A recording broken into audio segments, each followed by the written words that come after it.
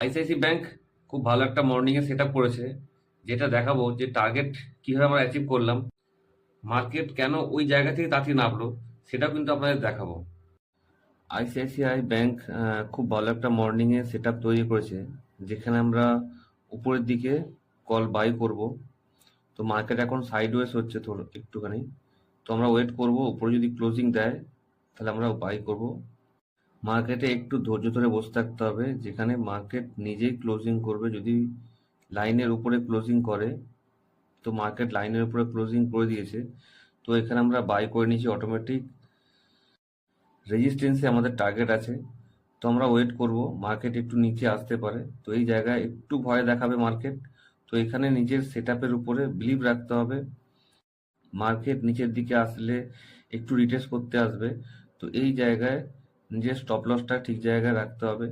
তো মার্কেট আবার আপ ট্রেন্ডে যাওয়ার জন্য রেডি হয়ে গেছে, তো এখানে আমরা ওয়েট করব। রেজিস্ট্যান্সে এলেই কিন্তু আমরা টার্গেট বুক করব, আমরা আর ওয়েট করব না।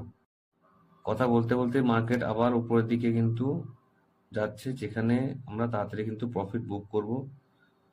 রেজিস্ট্যান্সের সামনে মার্কেট অলরেডি চলে গেছে, তো স্টপ লসটাকে আমরা কষ্টে এবার দেব, যেহেতু মার্কেট একদম রেজিস্ট্যান্সের সামনে থেকে ঘুরে আসলে আমাদের লস যাতে না হয়, তার জন্য কিছুটা প্রফিট আমরা এখানে বুক করব, আর কিছুটা প্রফিট আমরা রেখে দেবো রেজিস্ট্যান্সে, যাতে মার্কেট আমাদের কোনো মতেই লস না দিতে পারে। যদি সেট আপে ট্রেড করেন তাহলে টার্গেট পাওয়াটা খুব সহজ। আপনাকে এখানে ওয়েট করতে হবে। তো মার্কেট রেজিস্ট্যান্সে চলে এসেছে, তো আমরা এখানে ফার্স্ট টার্গেট বুক করে নিলাম। মার্কেট রেজিস্ট্যান্স থেকে কিন্তু ঘুরে আসছে। তো এই ধরনের সেট আপ শিখতে চাইলে ভিডিওকে লাইক করবেন আর শেয়ার করবেন।